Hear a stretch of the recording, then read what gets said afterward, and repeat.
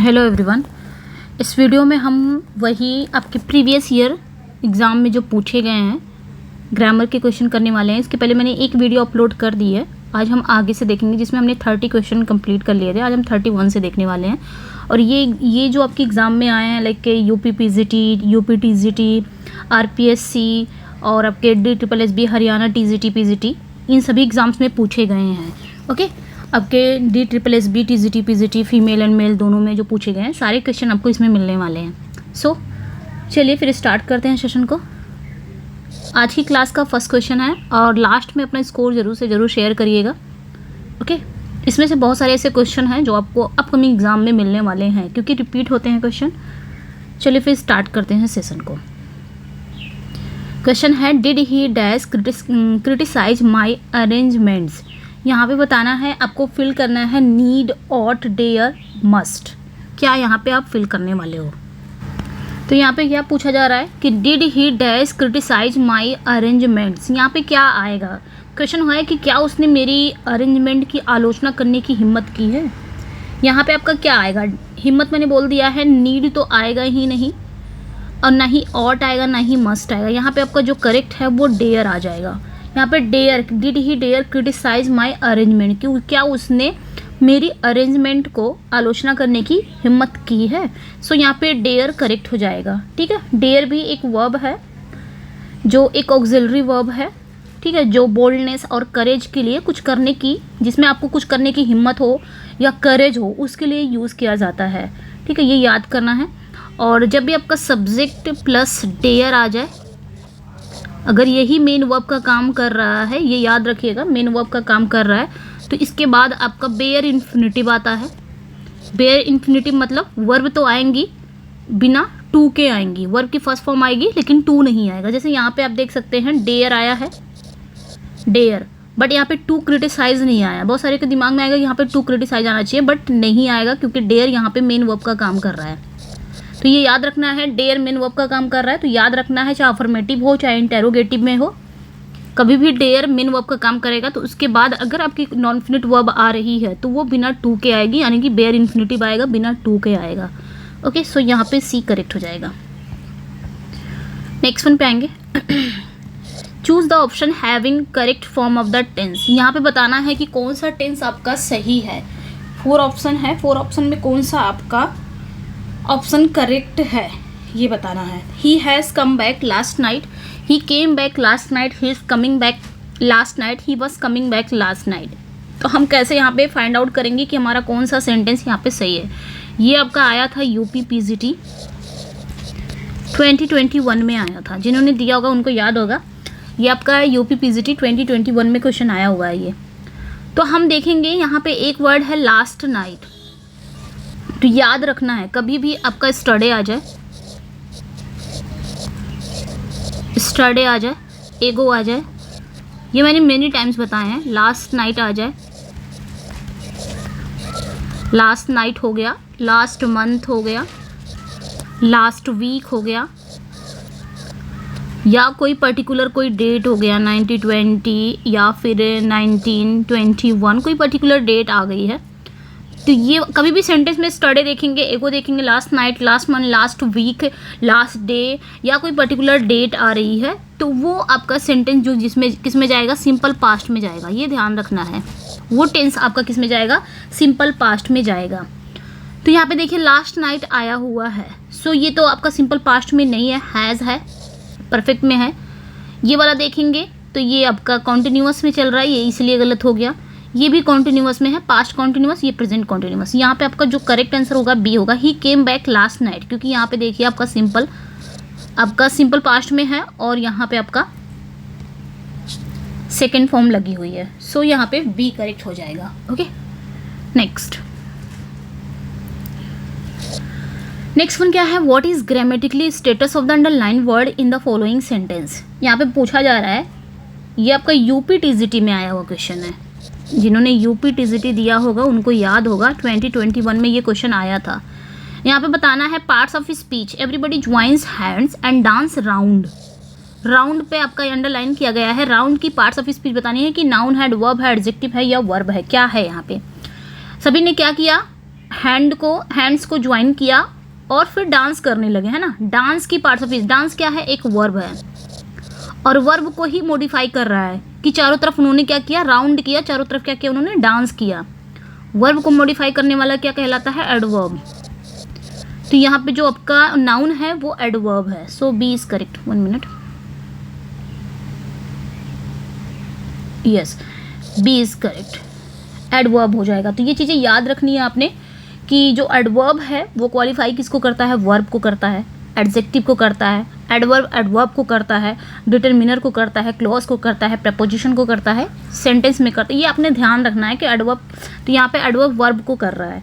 सो यहाँ पे आपका बी करेक्ट हो जाएगा। और अच्छा, एडवर्ब जो आपके होते हैं, एडवर्ब फ्रीक्वेंसी है कि टाइम है या फिर मैनर है, क्या है इसमें। तो एडवर्ब जो होता है वो कभी कभी एक्सप्रेस करता है मैनर को भी, प्लेस को भी, टाइम को भी, फ्रीक्वेंसी को भी। तो इस सेंटेंस में जो राउंड है ना, ये कौन सा एडवर्ब है, एडवर्ब ऑफ मैनर है, ठीक है, ये ध्यान रखना है। ओके, तो सो यहाँ पे बी करेक्ट हो जाएगा। नेक्स्ट पे आएंगे, यहाँ पे भी बताना है, ये भी आपका 2021 में आया था, यूपीटीजीटी का क्वेश्चन है ये। यहाँ पे भी राउंड की पार्ट्स ऑफ स्पीच ही बतानी है कि राउंड का पार्ट्स ऑफ स्पीच क्या है। अब यहाँ पे देखेंगे, देयर क्या है, एक इंट्रोडक्टरी सब्जेक्ट है, वॉज आपका मेन वर्ब है या हेल्पिंग वर्ब मेन वर्ब बोल सकते हैं, ए क्या है, आर्टिकल है, ग्रेट क्या है, ग्रेट यहाँ पे एडजेक्टिव है, राउंड क्या है, नाउन है, ठीक है। राउंड क्या है, नाउन है, क्योंकि नाउन के पहले आपका आर्टिकल आया है, एडजेक्टिव, और नाउन के पहले आपका आर्टिकल आता है या तो एडजेक्टिव आता है, दोनों ही आए हुए हैं, तो बीच में आपका एडजेक्टिव है। पूछा गया है राउंड की पार्ट्स ऑफ स्पीच क्या है, तो नाउन है। सो यहाँ पे नाउन इज करेक्ट हो जाएगा। ओके, चलिए नेक्स्ट पे आएंगे। ओके, तो ये याद रखना, ग्रेट क्या है, एक एडजेक्टिव है, और एडजेक्टिव क्या करता है, नाउन और प्रोनाउन को क्वालिफाई करता है। और यहाँ पे राउंड ऑफ एपोलॉज, ये क्या है, ये नाउन फ्रेज है, ये एक नाउन फ्रेज है, ये याद रखिएगा, ये एक नाउन फ्रेज है, ठीक है। राउंड ऑफ एपोलॉज ये एक नाउन फ्रेज के रूप में काम कर रहा है, इसलिए राउंड क्या हो गया, एक नाउन हो गया। चलिए नेक्स्ट वन पे भी बताना है, ये भी आपका 2021 में ही आया हुआ क्वेश्चन है। और यहाँ पे बताना है, यहाँ पे भी राउंड की पार्ट्स ऑफ स्पीच बतानी है कि राउंड की पार्ट्स ऑफ स्पीच क्या है। तो कुछ नहीं देखना है, टू देख लेना है, तो टू प्लस वर्ब की फर्स्ट फॉर्म आता है, तो ये आपका टू आया है, फिर ये वर्ब है, वर्ब की फर्स्ट फॉर्म है, तो ये क्या है, एक वर्ब है, डी करेक्ट हो जाएगा। इसमें ज़्यादा कुछ देखना नहीं है। चलिए आगे बढ़ते हैं, नेक्स्ट वन पे आएंगे। यहाँ पे क्या कह रहा है कि mark the part with the error, read the 4 options as the parts of given sentence. बताना है कि किस पार्ट में, सेंटेंस एक ही है, बस बताना है किस पार्ट में एरर है। ये भी आपका 2021 में टीजीटी में आया हुआ क्वेश्चन है। बताना है कि 4 ऑप्शन अलग अलग नहीं है, एक ही सेंटेंस है, बस बताना है किस में आपकी गलती है। E cigarette which a person smokes does some harm and eventually you may get a serious disease from its effect. यहाँ पे ईच सिगरेट की बात कर रहा है, ठीक है, यहाँ पे एक पर्सन की बात कर रहा है, तो कुछ हार्म हो गए और कुछ क्या हो गए, मतलब किसी को नुकसान पहुंच गया। Eventually you may get a serious disease from it's, यहाँ पे भी सिंगुलर है, तो यहाँ पे आपका सी करेक्ट हो जाएगा, क्योंकि सी में ही एरर है। सम हार्म एंड इवेंचुअली वन में गेट हो जाएगा, यहाँ पे वन में गेट हो जाएगा, यहाँ पे यू नहीं होगा। ये चीज़ें याद रखनी है, यहाँ पे यू नहीं होगा। ओके, क्योंकि यहाँ पे भी आपका सिंगुलर दिया है, सिंगुलर, तो यहाँ पे यू आपका प्लूरल नहीं करेगा, वन हो जाएगा, यहाँ पे वन में गेट की बात कर रहा है। नेक्स्ट यहाँ पे भी बताना है, एरर बताना है कि किस पार्ट में एरर है, ये भी आपका 2021 में आया हुआ क्वेश्चन है। तो यहाँ पे Rajiv was happy that Sanjay and his sister was going on the same train next day. Rajiv खुश था कि संजय और उसकी बहन सेम ट्रेन से अगले दिन जा रहे हैं। तो यहाँ पे हम देखेंगे, राजीव तो सिंगुलर है, तो सिंगुलर वर्ब आया। That Sanjay and his sister, Sanjay और उसकी बहन, 2 पर्सन की बात हो रही है, एंड से जुड़े हुए, मैंने पढ़ाया है, 2 पर्सन की बात हो रही है, एंड से जुड़े हुए हैं, तो आपका यहाँ पे वॉज नहीं आएगा, क्योंकि ये प्लूरल हो गया है, तो वर आएगा, क्योंकि 2 पर्सन की बात कर रहा है, 1 पर्सन की बात तो नहीं कर रहा है। Sanjay and his sister join है, 2 वर्ड्स है, तो यहाँ पे आपका जो वर्ब हो जाएगा वो प्लूरल हो जाएगा। ओके, नेक्स्ट वन पे आएंगे। यहाँ पे भी बताना है, आपने बताना है कि I be their situation be different. आपने बताना है यहाँ पे कि जो आपका फ्रेज है, identify the correct form of the verb या phrase out of the given choices so as the complete following sentence. यानी कि वर्ब बताना है, जो फ्रेज है, जो वर्ब है, बताना है कि क्या सही है यहाँ पे। I has been there situation was different, दो क्लॉज है, क्या आपका सही होगा यहाँ पे? तो यहाँ पे सी करेक्ट हो जाएगा। सी क्यों करेक्ट होगा? क्योंकि यहाँ पे आपका कंडीशनल सेंटेंस का टाइप 3 यहाँ पे आ जाएगा। कंडीशनल सेंटेंस का जो टाइप 3 है, जो मैंने समझाया था कि इफ़ वाला जो क्लॉज होता है, इफ़ वाला क्लॉज अगर आपका पास्ट परफेक्ट में है, पास्ट परफेक्ट में है, तो दूसरा वाला क्लॉज किस में चला जाएगा? वुड में, या आपका कुड में, या आपका माइट में। माइट यहाँ पे अब आप चूंकि आपका वुड हैव बीन है, तो यहाँ पे देख सकते हैं would, could, might, have plus आपकी पास्ट पार्टिसिपल यानी कि वर्ब की थर्ड फॉर्म, ये आपने ध्यान रखना। तो यहाँ पे आप देख सकते हैं had I been there situation would have been different हो जाएगा। सो यहाँ पे सी करेक्ट हो जाएगा, बाकी यहाँ पे सारा गलत हो जाएगा। ओके, नेक्स्ट वन पे आएंगे। Which of the underline word in the following sentence is incorrect. इसमें बताना है विच of the underline words in the following sentence. Underline word मैं कर दे रही हूँ, यहाँ पे हुआ नहीं है। एक यहाँ पे बी पे करते हैं, एक यूजफुल पे करते हैं, एक आपका वर्ब पे करते हैं, एक आपका डिसाइड। क्या यहाँ पे सही है, कौन सा इनकरेक्ट है बताना है कि बी इनकरेक्ट है, यूजफुल यहाँ पे इनकरेक्ट यूज़ हुआ है, या वर्ब इनकरेक्ट यूज़ हुआ है, या डिसाइड, ये बताना है। ये आपका हरियाणा पीजीटी में आया हुआ क्वेश्चन है। ओके, बताना यहाँ पे कौन सा यूज़ है। Advertisements can be extremely useful if they were honest and help you decide what two by. यहाँ पे क्या सही होगा ये बताना है। तो आप देख सकते हैं कि जो हमारा प्रिंसिपल क्लॉज है, प्रिंसिपल क्लॉज कौन सा है? Advertisement can be extremely useful, ये हमारा प्रिंसिपल क्लॉज है। इफ़ दे वर ऑनेस्ट, ये दूसरी क्लॉज हो जाएगी, सबऑर्डिनेट क्लॉज है। तो प्रिंसिपल क्लॉज हमारा किस में है? प्रेजेंट में है। ठीक है, प्रेजेंट में है, तो हमारा जो सबऑर्डिनेट क्लॉज है वो भी आपका प्रेजेंट में ही होगा। तो यहाँ पे वर में गलती था, वर नहीं होगा, यहाँ पे आर हो जाएगा। So C is correct. Next पे आएंगे, नेक्स्ट वन पे आएंगे। I must finish the work today, the underline modal auxiliary shows. यहाँ पे जो मस्ट है ना, ये जो मॉडल एक्सिलरी वर्ब है, ये क्या शो कर रहा है? कंपल्सन की, नेसेसिटी की, लाइक्लीहुड, या ऑब्लिगेशन। क्या यहाँ पे ये शो कर रहा है? किस वजह से लगा है कि आई must finish the work today, मुझे आज ये वर्क को फिनिश करना है। सो जब आज ही मस्ट जो यूज़ होता है वो नेसेसिटी के लिए है ना, तो यहाँ पे बी करेक्ट हो जाएगा, नेसेसिटी के लिए। क्योंकि जो मॉडल ऑक्सिलरी मस्ट है is often use to express necessity that something has to happen या फिर टू बी द केस। चलिए नेक्स्ट पे आएंगे।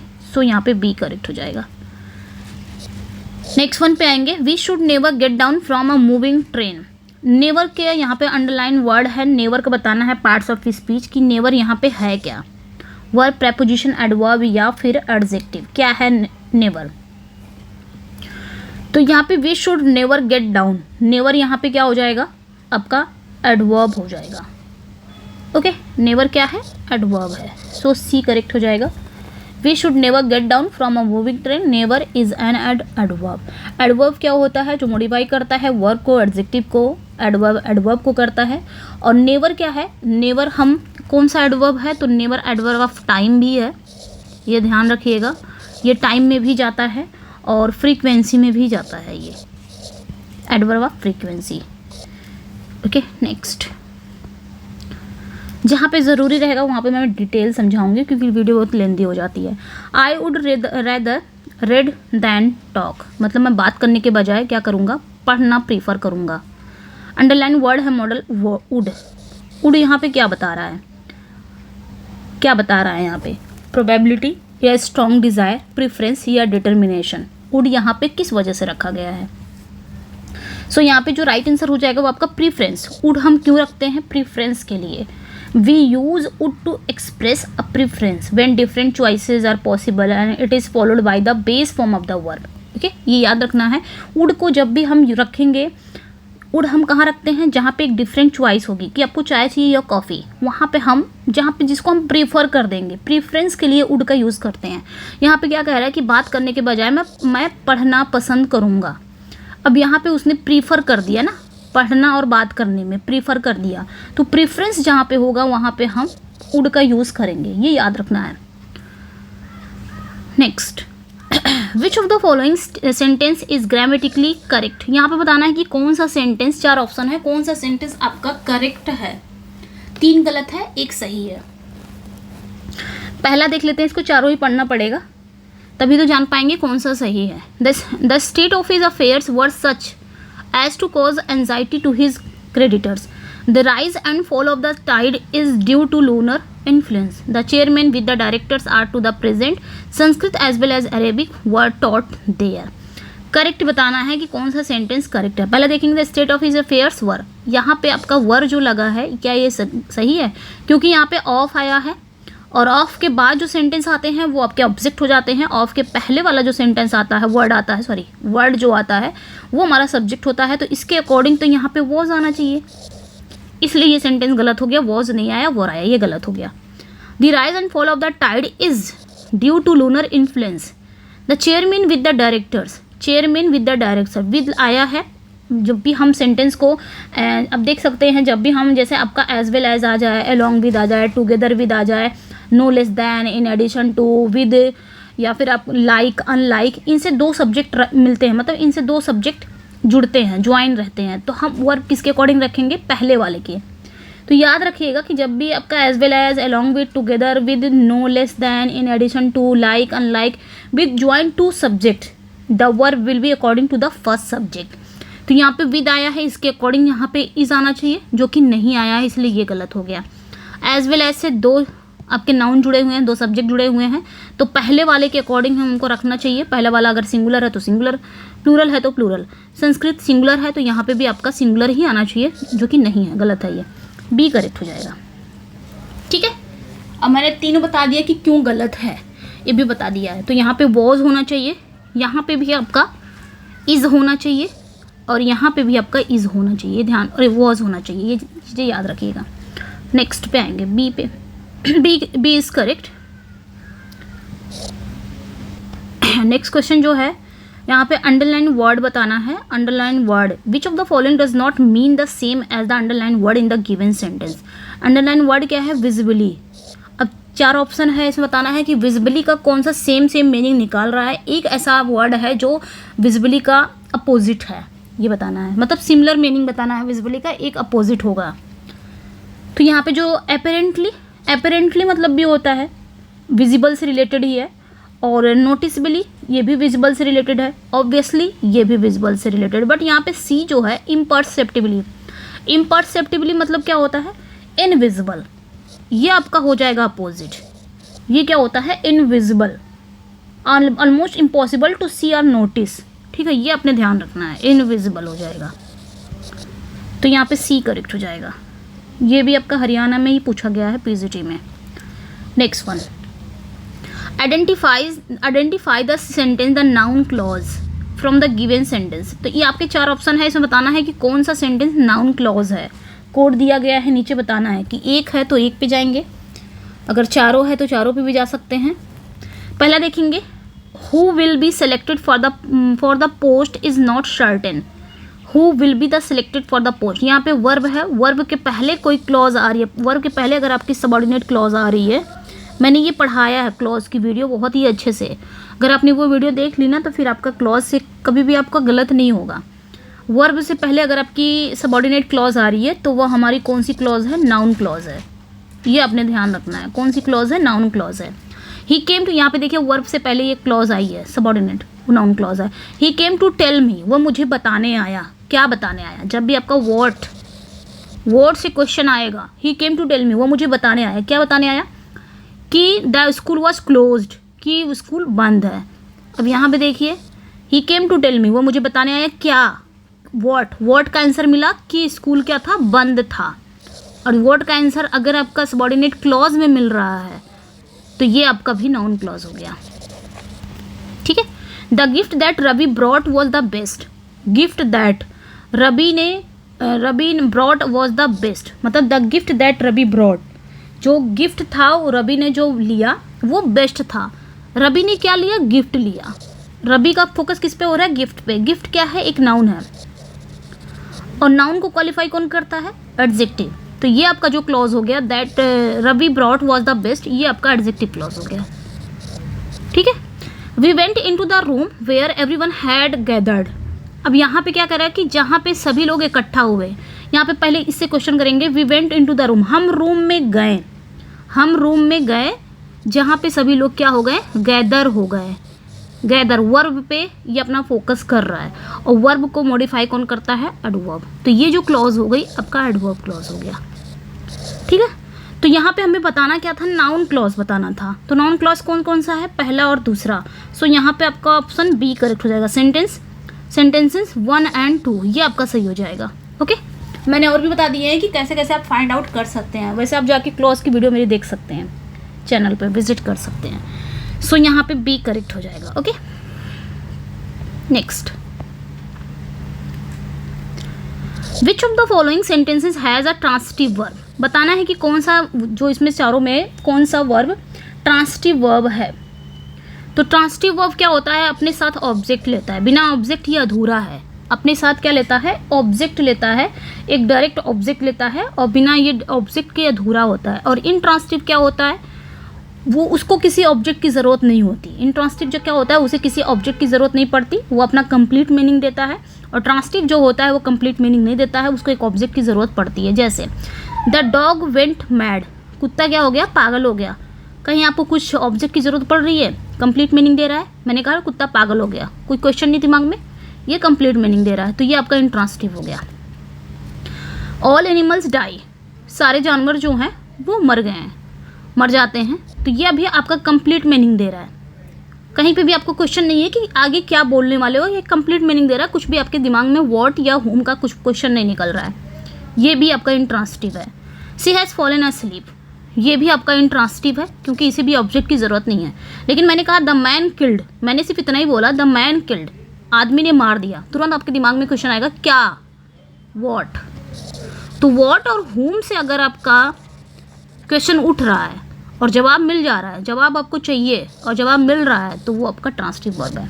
आदमी ने मार दिया, क्या मार दिया भाई? सांप को मार दिया। इसको एक ऑब्जेक्ट की ज़रूरत है, अन्यथा ये क्या, अदरवाइज इसके जो मीनिंग है वो इनकम्प्लीट है। तो मैंने एक ऑब्जेक्ट दे दिया, एक स्नेक को मार दिया, ये आपका ट्रांसिटिव वर्ब हो गया। नेक्स्ट वन पे आएंगे। Which of the following sentences has a reflexive pronoun. इसमें बताना है कि कौन सा सेंटेंस आपका रिफ्लेक्सिव प्रोनाउन है। तो रिफ्लेक्सिव प्रोनाउन क्या होता है? पहले मैं रिफ्लेक्सिव प्रोनाउन बता दूं कि रिफ्लेक्सिव प्रोनाउन क्या होता है। There where the action done by the subject turns back, यानी कि रिफ्लेक्ट अपॉन द सब्जेक्ट। मतलब रिफ्लेक्सिव प्रोनाउन वो प्रोनाउन होता है जिसमें एक्शन सब्जेक्ट के द्वारा ही किया जाता है और वापस सब्जेक्ट पर ही वो रिफ्लेक्ट करता है। और इसको पहचानने के लिए जैसे माई सेल्फ हो गया, योर सेल्फ हो गया, योर सेल्फ हो गया, आपका हिम सेल्फ हो गया, हिम सेल्फ हो गया, आपका हर सेल्फ हो गया, ठीक है, हर सेल्फ हो गया, देम सेल्वेज हो गया, ठीक है। जैसे मैंने कहा आई किल्ड माई सेल्फ, मैंने अपने आप को ही मार दिया, मतलब इस सब्जेक्ट के अकॉर्डिंग काम किया जाएगा और वापस टर्न बैक अब रिफ्लेक्ट सब्जेक्ट पे ही पड़ेगा, उसे रिफ्लेक्सिव प्रोनाउन कहते हैं। अब यहाँ पे देखेंगे दिस बुक इज़ माइन, ये किताब मेरी है, ये तो रिफ्लेक्सिव प्रोनाउन नहीं है। दीज आर लेम एक्सक्यूजेज, ये भी आपका रिफ्लेक्सिव प्रोनाउन नहीं है। See herself saw it, see herself saw it, herself आया। और एक बात याद रखिएगा, रिफ्लेक्सिव जो प्रोनाउन है वो सब्जेक्ट के तुरंत बाद आता है, सब्जेक्ट के तुरंत बाद भी आता है और वर्ब के बाद भी आता है, प्रपोजिशन के बाद भी आता है, ये भी याद रखेंगे। तो यहाँ पे सी हर सेल्फ सॉ इट, यहाँ पे सी करेक्ट हो जाएगा क्योंकि यही आपका क्या है, रिफ्लेक्सिव प्रोनाउन है। ओके, चलिए नेक्स्ट पे आएंगे।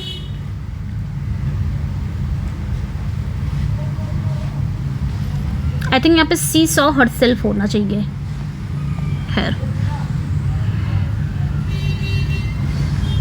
ठीक है, सी हरसेल्फ, उसने खुद ही यह देखा, तो यहाँ पे रिफ्लेक्सिव प्रोनाउन हो जाएगा। नेक्स्ट पॉइंट पे आएंगे। In which of the following sentence the word water has been used as an adjective. ये आपका यूके पीएससी लेक्चरर में पूछा गया है, और ये पूछा गया है कि वाटर जो है, बताना इस सेंटेंस में वाटर कहाँ पे एज ए एडजेक्टिव काम किया है, एज एन एडजेक्टिव वर्क कर रहा है किस सेंटेंस में वाटर। यहाँ पे देखेंगे पहले वाले को, पहला वाला जो देखेंगे, वाटर द प्लांट, पौधों को पानी दो। यहाँ पे जो वाटर है ये एक वर्ब है, इम्परेटिव सेंटेंस है, और इम्परेटिव सेंटेंस किससे स्टार्ट होता है, वर्ब से। तो ये जो वाटर है ये वर्ब का काम कर रहा है, ठीक है। ब्रिंग सम वाटर, कुछ पानी ले आओ, तो यहाँ पे जो वाटर है ये नाउन का काम कर रहा है। सम एक एडजेक्टिव है, एक डिटरमिनर का काम कर रहा है यहाँ पे, ठीक है। Fish is a water animal, fish क्या है, एक वाटर एनिमल है। आ क्या है, आर्टिकल है, एनिमल क्या है, नाउन है, और बीच में आपका क्या हो गया, एडजेक्टिव हो गया। तो ये आपका सी करेक्ट हो जाएगा, हमको आंसर मिल गया। वाटर यहाँ पे सी में एक एडजेक्टिव का काम कर रहा है, सो यहाँ पे सी इज करेक्ट हो जाएगा, ओके। और यहाँ का भी वाटर नाउन का काम कर रहा है, सो यहाँ पे सी करेक्ट हो जाएगा। नेक्स्ट वन पे आएंगे। अगला जो क्वेश्चन है आपका, identify the correct tense in the following sentence. इसमें बताना है कि कौन सा टेंस है। व्हेन आई रीच होम, जब मैं घर पहुंचा, my children will be playing, मेरे जो बच्चे हैं वो खेल रहे होंगे। तो यहाँ पे कौन सा ये सेंटेंस है, कौन सा टेंस है, sorry, my children will be playing, ये बताना है कि कौन सा टेंस है। तो फ्यूचर कॉन्टिन्यूअस है, क्योंकि विल बी, शैल बी जो आपका होता है, विल बी और शैल बी, और वर्ब में, वर्ब की फर्स्ट फॉर्म में आईएनजी रहता है, तो ये आपका फ्यूचर कॉन्टिन्यूअस टेंस होता है, ठीक है। ये याद रखना है, फ्यूचर कॉन्टिन्यूअस टेंस ये क्या करता है, it talks about action which will be in the progress at a time in the future, ठीक है, ये याद रखना है। नेक्स्ट वन पे आएंगे। Identify the tense form in this passive voice sentence. इसमें बताना है कि कौन ये सेंटेंस किस, मतलब ये जो पैसिव वॉइस सेंटेंस है ये किस टेंस में है, सिंपल फ्यूचर में है कि फ्यूचर कॉन्टिन्यूअस है, फ्यूचर परफेक्ट की फ्यूचर परफेक्ट कॉन्टिन्यूअस में है। ये पैसिव वॉइस सेंटेंस तो है, टेंस किस टेंस में है आइडेंटिफाई कर रहा है, पकड़ना है किस टेंस में है। तो हैव बीन है ना, हैव बीन रिसीव्ड वर्ब की थर्ड फॉर्म है, और हैव बीन किसका होता है, किसका होता है ये बताना है। Have been, will have been, sorry will have been, only have been नहीं है, will have been, shall have और विल हैव, ये आपका फ्यूचर परफेक्ट का हेल्पिंग वर्ब है। और जब इसका पैसिव वॉइस में चला जाएगा तो शैल हैव बीन हो जाएगा, विल हैव बीन हो जाएगा, तो फ्यूचर परफेक्ट, ठीक है। यहाँ पे जो राइट आंसर हो जाएगा वो आपका फ्यूचर परफेक्ट हो जाएगा, so C is correct, okay. Will, shall plus subject plus have been plus verb की थर्ड फॉर्म, ये ध्यान रखना है। चलिए नेक्स्ट पे आएंगे। Which of the following models do not express possibility. कौन सा मॉडल है जो पॉसिबिलिटी को एक्सप्रेस नहीं करता है, कौन सा ऐसा मॉडल है जो पॉसिबिलिटी को एक्सप्रेस नहीं करता है। तो आप देख सकते हैं, कुड है, मस्ट है, माइट है, मे है। तो माइट भी करता है, मे भी करता है, कुड भी करता है ना। जो माइट है, कुड है, may might and could to say that something is possible but not certain. Could जो है, माइट जो है, मे जो है, ये पॉसिबल की तो बात करता है लेकिन सर्टेन की बात नहीं करता है, ठीक है। लेकिन मस्ट जो है ये तो नहीं बात करता, ये ना तो नेसेसिटी की बात करता है, ऑब्लिगेशन की बात करता है, ओके। जहाँ पे पॉसिबिलिटी है वहाँ पे हम कुड, माइट, मे का यूज़ कर सकते हैं, लेकिन मस्ट का यूज़ नहीं करते हैं, ठीक है। ये चीज़ें आपने याद रखनी है। जो कैन है वो क्या करता है, can is use to make general statements about what is possible. और हम मे हैव या माइट हैव या कुड हैव का यूज़ क्यों करते हैं, जब हम पास्ट की चीज़ों को गेस करते हैं वहाँ पे हम मे हैव का यूज़ करेंगे, माइट हैव का यूज़ करेंगे, कुड हैव का यूज़ करेंगे जब हम पास्ट की चीज़ों को करेंगे गेस। जैसे मैंने कहा it is 10 o'clock, they might have arrived by now. अब हम पास्ट की चीज़ों को क्या कर दिए हैं, गेस कर रहे हैं, गेस करने का काम कर रहे हैं, वो भी पास्ट में, तो माइट हैव लगा दिए। ये चीज़ें याद रखनी है। Next one, fill in the blank. The modal dash is use to express obligation. अभी मैंने बताया कौन सा मॉडल है, कौन से मॉडल को यूज़ किया जाता है जो ऑब्लिगेशन को एक्सप्रेस करे। तो कौन सा मॉडल है? कैन तो पॉसिबिलिटी की बात करता है, माइट भी पॉसिबिलिटी की बात करता है, मे भी करता है, मस्ट ऑब्लिगेशन की बात करता है, नेसेसिटी की बात करता है। जब भी सेंटेंस में एक्सप्रेस कर रहा हो नेसेसिटी ऑब्लिगेशन, वहाँ पे हम मस्ट का यूज़ करेंगे। तो the modal must be use to express obligation, ये ध्यान रखना है। जैसे मैंने कहा all peoples must bring a packed lunch tomorrow. तो जो मॉडल मस्ट का यूज़ हम करते हैं ना, या तो अगर आपका कोई ऑर्डर है, फॉर्मली कोई ऑर्डर आपको कंप्लीट करना है, जैसे कोई आदेश है या फिर कोई पॉजिटिवली है, ये सारी चीज़ों के लिए हम मस्ट का यूज़ करते हैं। ठीक है, नेक्स्ट वन पे आएंगे ऑब्लिगेशन के लिए। यहाँ पे भी बताना है select the most appropriate option. My grand mother is 85। मेरी जो ग्रैंड मदर है वो 85 की हैं, but C dash still read and write. लेकिन वो अभी भी पढ़ सकती हैं, लिख सकती हैं बिना ग्लासेस के। एबिलिटी की शो कर रहा है, यहाँ पे बता भी दिया है एबिलिटी। तो एबिलिटी की तो हैव टू नहीं लगाएंगे, और टू तो हम शुड के लिए लगाते हैं ना, जहाँ पे चाहिए वगैरह ड्यूटी वगैरह की बात होती है। शुड भी नहीं लगाते हैं क्योंकि और टू शुड में ज़्यादा डिफरेंट नहीं है। कैन लगाएंगे यहाँ पे। My grand mother is 85 but she can still read and right without glasses. Ability की बात कर रहा है, वहाँ पे हम क्या लगाएंगे? कैन ही लगाएंगे। डैश सॉरी यू यहाँ पे भी फिल करना ही है। You dash water helmet while riding a motor bike. मतलब आपको क्या करना चाहिए? हेलमेट को पहनना चाहिए जब आप मोटर बाइक को राइड कर रहे हो। तो मोटर बाइक के राइड करते हुए आपको हेलमेट पहन लेना चाहिए। ये एक सजेशन दिया जा रहा है, एक एडवाइस दिया जा रहा है। आगे आपको दिया भी गया है कि क्या दिया जा रहा है। तो सजेशन और एडवाइस के लिए हम माइट का यूज़ नहीं करेंगे, और ना ही वुड का यूज़ करेंगे, ना ही कैन का यूज़ करेंगे, शुड का यूज़ करेंगे। यहाँ पे और टू अगर होता ना तो वुड और टू का भी यूज़ कर सकते थे अगर ऑप्शन में शुड नहीं होता तो। लेकिन शुड और टू है तो ज़्यादा प्रीफर हम करेंगे शुड को। तो ये चीज़ें याद रखनी है। ठीक है, यहाँ पे आपका क्या हो जाएगा? शुड हो जाएगा, क्योंकि जो मॉडल वर्ब जो शुड है ना, वो यूज़ किया जाता है express duty, obligation, advice, suggestion, recommendation etcetera. इन सभी के लिए हम शुड का यूज़ करेंगे। जैसे कोई ड्यूटी की बात हो गई, कोई कर्तव्य है, ड्यूटी है, ऑब्लिगेशन के लिए मस्ट भी यूज़ करते हैं, इसको भी यूज़ करते हैं। और फिर एडवाइस की बात कर रहा हो, एडवाइस, सजेशन की बात कर रहा हो, रिकमेंडेशन की बात कर रहा हो, शुड का यूज़ करेंगे। नेक्स्ट पे आएंगे। Dash I use your pen. Permission मांग रहा है कि क्या मैं आपका पेन यूज कर सकता हूँ। परमिशन यहाँ पे मे तो है नहीं, मे भी परमिशन के लिए ही यूज़ होता है, याद रखना है। बट कहीं कहीं आपको देखना पड़ेगा कि पॉजिटिव में अगर है तो हम मे का यूज़ करते हैं, बट अगर नेगेटिव सेंटेंस है या इंटेरोगेटिव सेंटेंस है तो वहाँ पे हम कैन का यूज़ करते हैं। ये भी बहुत सारी बुक्स में है, तो इस चीज़ को भी याद रखिएगा। यहाँ पे आपका परमिशन है ना, परमिशन मांग रहा है तो मस्ट तो यूज़ नहीं होगा, और टू हैव टू नहीं होगा, कैन होगा। Can I use your pen. ठीक है, कैन यहाँ पे हो जाएगा, कैन इज़ करेक्ट। नेक्स्ट पे आएंगे, क्योंकि कैन जो है वो एक्सप्रेस करता है एबिलिटी को, अपॉर्चुनिटी को, रिक्वेस्ट कर रहा हो तब भी कैन आ जाएगा। ग्रैंड परमिशन मांग रहा हो तब भी कैन का यूज़ होगा। एबिलिटी है तो कैन का यूज़ होगा। अपॉर्चुनिटी है तो भी कैन का यूज़ होगा। ये चीज़ें याद रखनी है। नेक्स्ट यहाँ पे भी फिल करना है मॉडल से। देखिए कितना पूछा गया। ये सारा क्वेश्चन जो आया ना, जितना भी मॉडल से स्टार्ट हो गया है, सारा आपका DSSB में पूछा गया है। 2021 में जो पेपर हुआ था DSSB का, उसी में ये सारा पूछा गया है, सारा फीमेल वाले का। चलिए, I dash play football and volleyball. मतलब मैं फुटबॉल और वॉलीबॉल खेल सकता हूँ। आगे बता दिया है कि एबिलिटी शो कर रहा है।